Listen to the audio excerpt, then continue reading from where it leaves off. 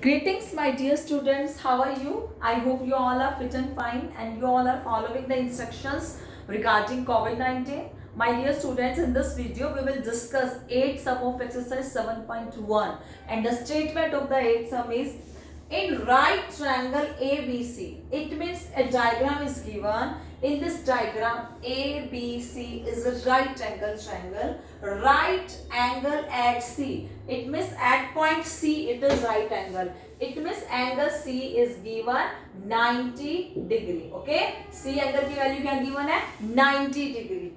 And M is the midpoint of hypotenuse AB. It is also given that M is the midpoint of hypotenuse AB.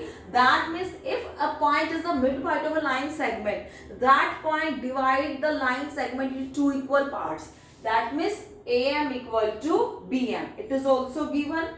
And C is joined to M. That point C is then joined to M and produced to point D. Then this line is produced to point D. Such that BM equal to CM. It is also given that BM equal to CM. That means these two line segment also equal given. And we have DM equals point D is joined to point B. Then D point is joined to point D. This is a diagram. And then we have to show that. हमें क्या show करना है? Triangle AMC. We have to show that triangle AMC is congruent to triangle BMD. BMD. हमें इस और इस दो triangle को क्या दिखाना है? Congruent दिखाना है. This is the first part. And second part, we have to prove that angle DBC is a right angle. DBC हमें दिखाना है कि complete angle B क्या है? 90 degree का. Okay? And the third part, we have to prove triangle DBC. DBC is congruent to triangle ACB. ACB हमें दोनों right angle triangle को congruent दिखाना है. And next we have to prove that CM is equal to half of AB. Okay, these four parts we have to prove. Firstly, we have to write given portion कि whatever it is given we have to write here. Given में क्या given दिया हुआ है हमें? It is given that ABC is a right angle triangle. So we have to write here at right angle ABC is first point क्या given है? ABC is right angle triangle.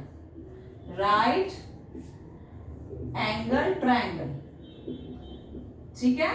This is given. Second point क्या given है? Angle C is equal to 90 degree. This is also given कि right angle triangle. तो right angle किस पर है? C पर right angle है. Okay? And the third point क्या given है? M is the midpoint of AB. It means it is also given M is the midpoint of AB. M is midpoint of AB. ठीक है ना? Fourth point क्या given है? These three point. Fourth में given है DM equal to MC. This is also given है DM equal to CM. So we have to write here DM equal to CM. ठीक है? DM equal to CM. These 4 points we have to. It is given portion. Next we have to write to prove. तो to prove portion पे आपको ये सभी 4 points लिखने हैं. Okay? You have to write yourself. After given you have to write to prove. कि हमें क्या prove करना है? You have to write all these 4 points. Okay? Then the next point is we have to start proof. अब we are starting our proof portion. ठीक है ना? मैं first का proof start कर दूँ.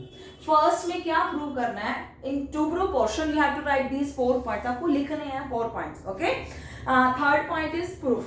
तो हमें show करना है triangle AMC is congruent to triangle BMD. अब जिससे show करना है congruent वही triangle हम लेंगे.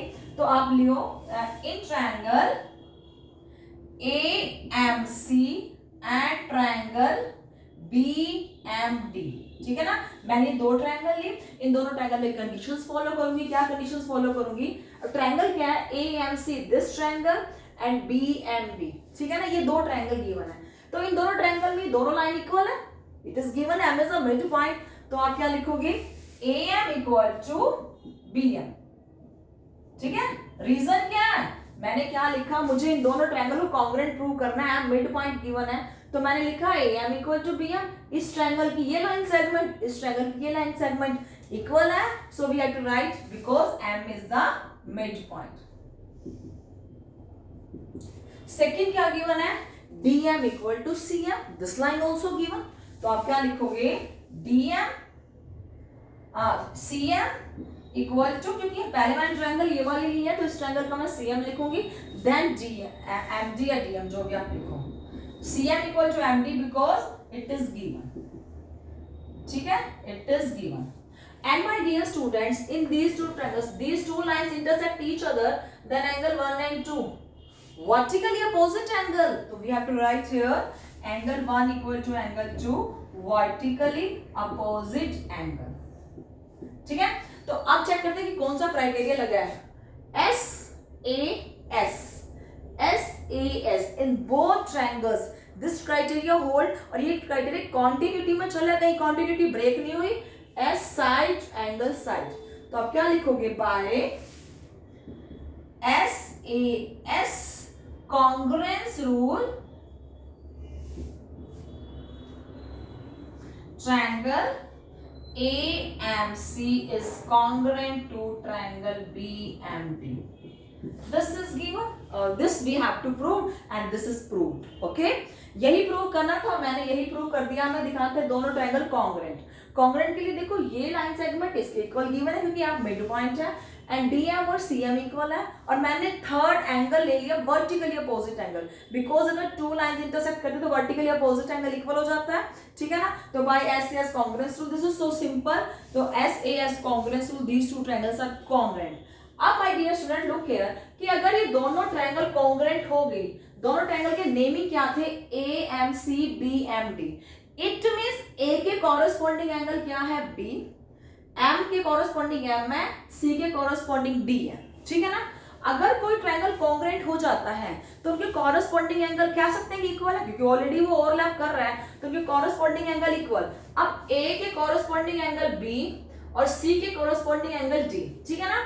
मैंने यहाँ लिखा 3 और 4, क्योंकि D के C और D क्या कॉरेस्पॉन्डिंग एंगल है, तो इनकी वैल्यू क्या होगी, इक्वल होगी। तो मैंने लिखा 3 और 4 इक्वल, कैसे इक्वल, क्योंकि ट्रायंगल कॉन्ग्रुएंट थी, इनके कॉरेस्पॉन्डिंग पार्ट इक्वल होंगे। तो अब आप क्या लिखोगे, angle 3 equal to angle 4, we have to write here angle 3 equal to angle 4, reason क्या होगा, बाय CPCT, CPCT से 3 और 4 इक्वल आ गया।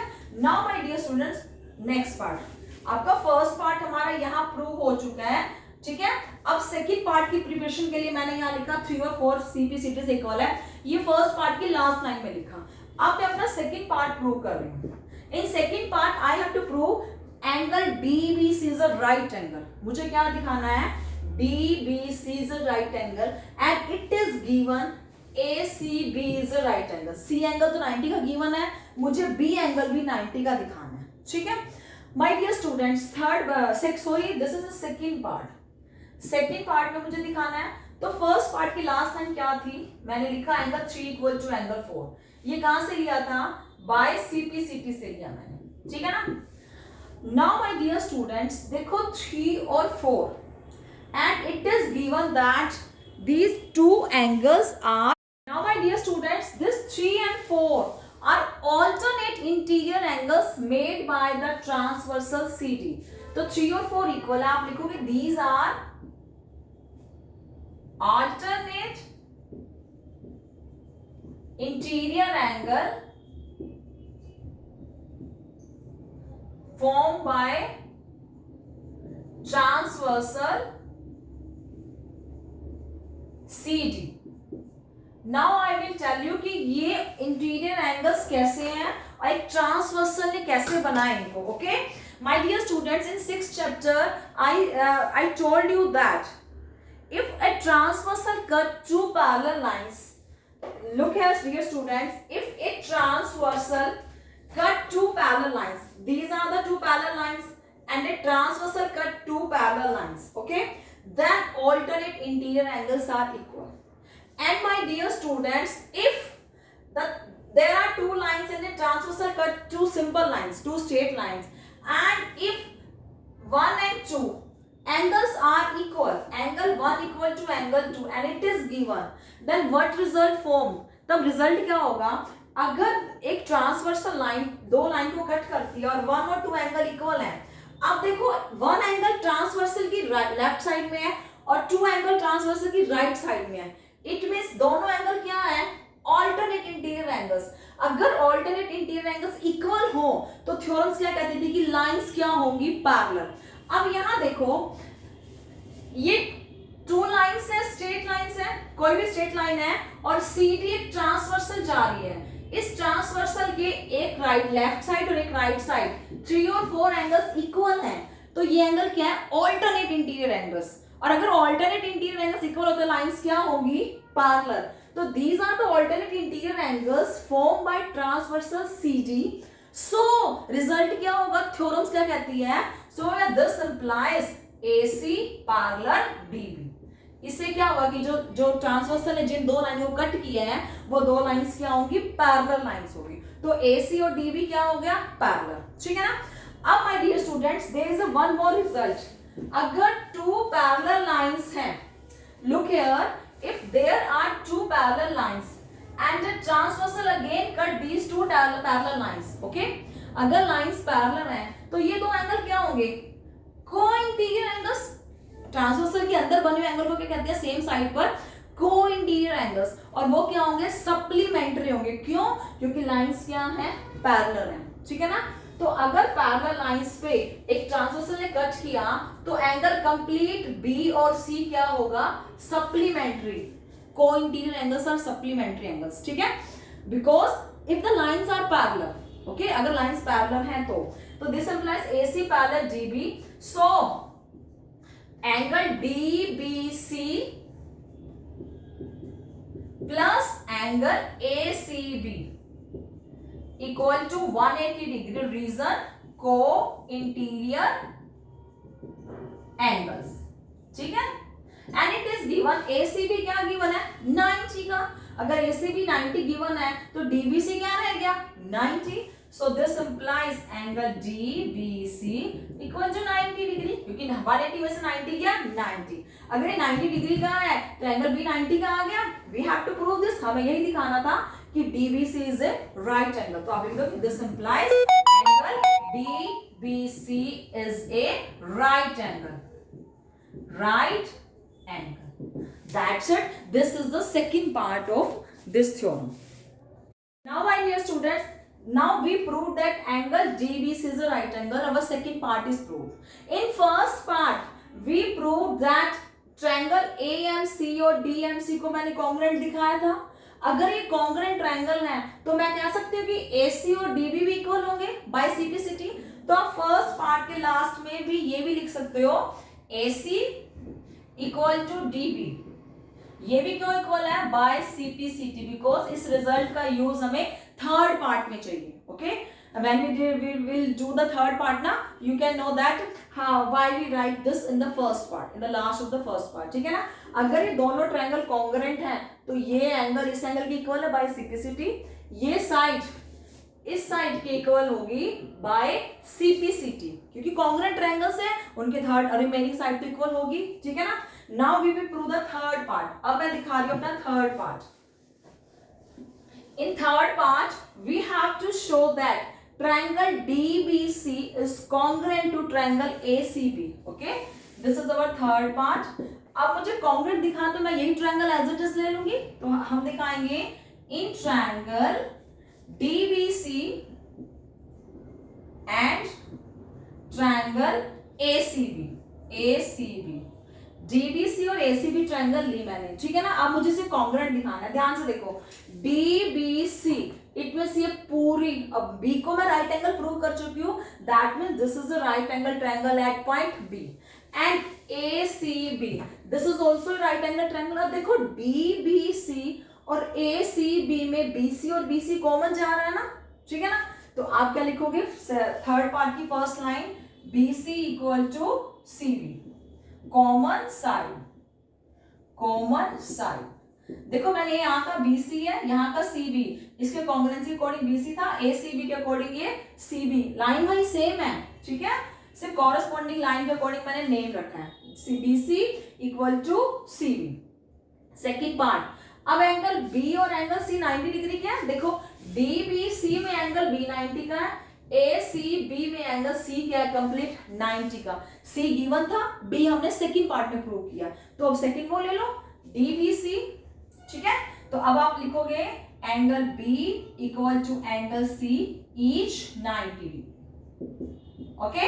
एंड द थर्ड, फिर क्या होगा, अब हमने ये दो ट्रायंगल मेरी फर्स्ट पार्ट में प्रूव हो चुकी है कॉन्ग्रेंट है। अगर ये कॉन्ग्रेंट है तो DB और AC भी इक्वल होंगे, बस वही लिख दो, DB is equal to AC।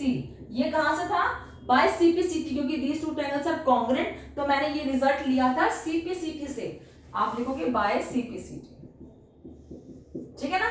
अब देखते हैं कि कौन सा अप्लाई होता है, एंगल और साइड, एंगल साइड। अब यहां कॉन्टिन्यूटी देखते हैं, साइड एंगल देन साइड। अब इस ट्रायंगल में देखो side angle and then side, continuity है, that means by SAS congruence rule, ठीक है, by SAS congruence rule triangle DBC is congruent to triangle ACB. DBC is congruent to triangle ACB. That's it. Now my dear students, अगर DBC और ACB congruent है, देखो कैसे, BC और BC common side है, दोनों इक्वल है, और DB और AC फर्स्ट पार्ट की CPCT से मैंने प्रूफ दिखा दिया। अब इस ट्रायंगल की थर्ड साइड क्या रह गई है, DBC की तो DC रह गई है और ACB की AB। इट मींस तो जो रिमेनिंग साइड है वो भी इक्वल होगी, कैसे, बाय CPCT।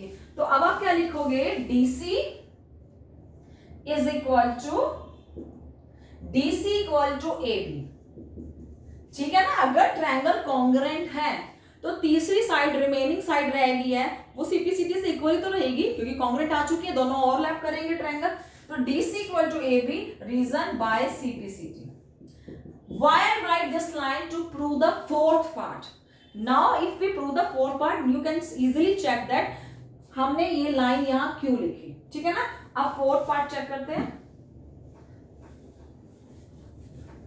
फोर्थ पार्ट में हमें प्रूव करना है CM equal to half AB। ध्यान से देखो, CM equal to half AB।